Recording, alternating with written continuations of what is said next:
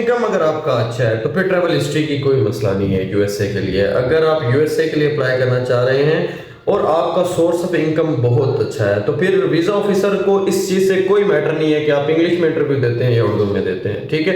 क्योंकि आपके पास source of income बहुत स्ट्रांग है। जब आपका सोर्स ऑफ इनकम अच्छा होता है तो वीजा ऑफिसर उसी को देखकर ही आपको वीजा ग्रांट करता है।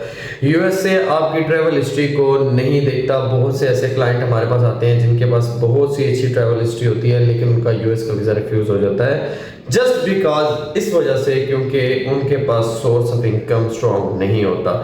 तो हर वो क्लाइंट उसको मैं रिकमेंडेशन वही दूंगा कि अगर आपके पास सोर्स ऑफ इनकम अच्छा है तो ट्रैवल हिस्ट्री का कोई मसला नहीं है, आप यूएस के लिए अप्लाई कर सकते हैं, आप एलिजिबल हैं। यूएस के लिए आपकी बैंक स्टेटमेंट की रिक्वायरमेंट नहीं है लेकिन आपका जो सोर्स ऑफ इनकम है वो जेन्युइन होना जरूरी है। लाइक आपका अगर बिजनेस है तो वो प्रॉपर्ली रजिस्टर्ड होना चाहिए एनटीएन में। अगर आपके पास जॉब है तो जॉब एक अच्छी कंपनी में होनी चाहिए, उसकी सैलरी आपके पास आनी चाहिए, ठीक है। अनटिल आपके अकाउंट में कोई बैलेंस नहीं है लेकिन सैलरी आपके अकाउंट में क्रेडिट हो रही है, दिस इज द थिंग। उसके बाद आप जो है यूएस का वीजा अप्लाई कर सकते हैं। तो जिस भी भाई को यूएसए के वीजा अप्लाई करना हो 5 ईयर मल्टीपल इसकी एंट्रीज होती हैं लेकिन आप हर वो में 6 मंथ वहां पे स्टे कर सकते हैं।